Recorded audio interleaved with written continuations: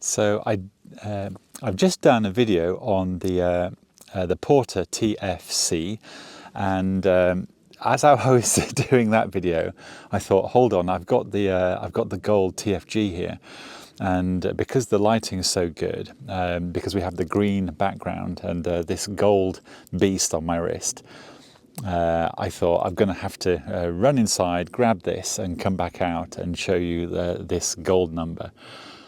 Because I obviously like G-Shock squares, but this gold thing is the one that I wear a lot. I wear all of my G-Shock squares quite a lot.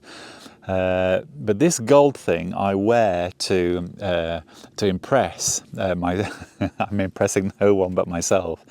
But I often put this on, and this is the watch that seems to get a lot of a lot of comments and a lot of questions from people, mainly like, "What the heck are you wearing?"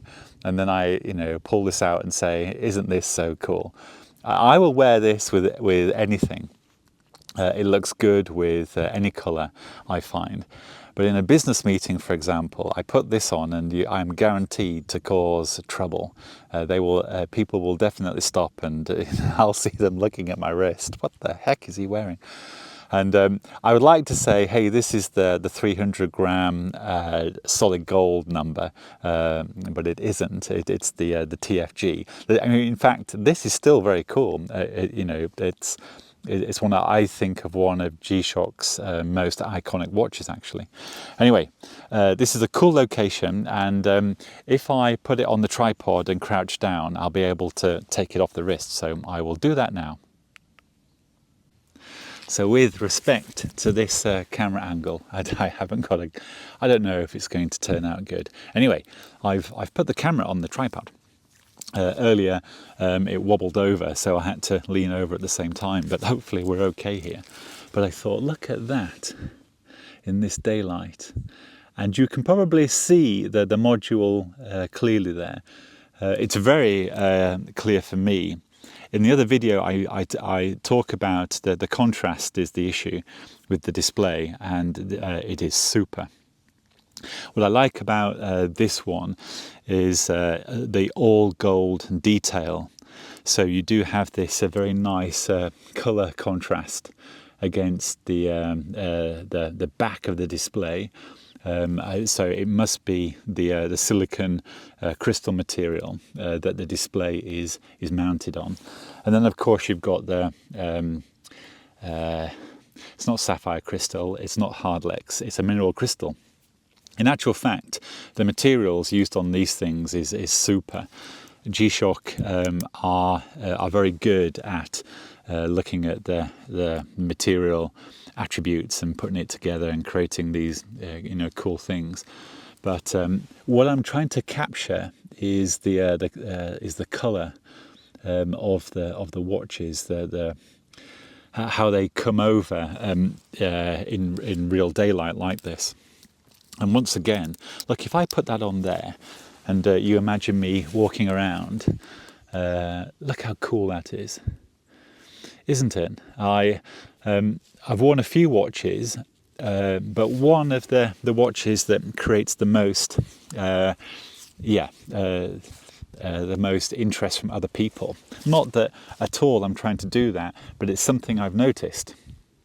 But this bad boy in gold is what really rocks, and I amuse myself by thinking I look cool. I imagine I do not look cool, and I imagine that other people are thinking that looks terrible. But I don't really mind. I really don't mind looking terrible.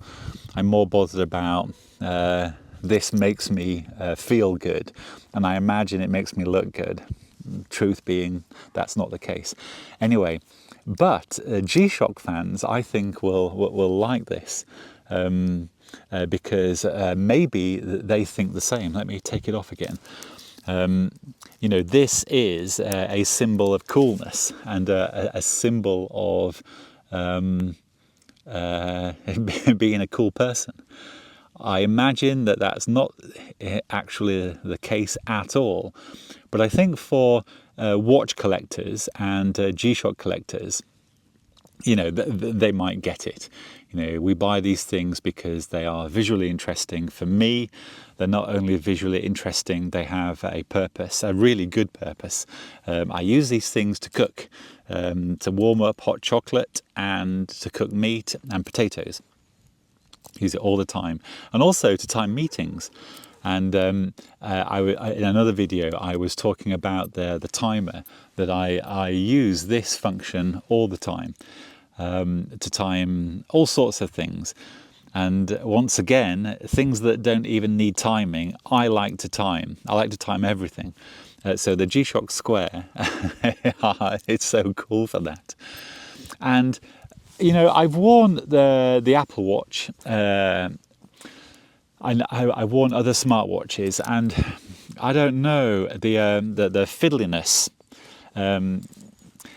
Yeah, after a while, I like the more analog approach, the buttons and the tactile integration, the tactile feedback.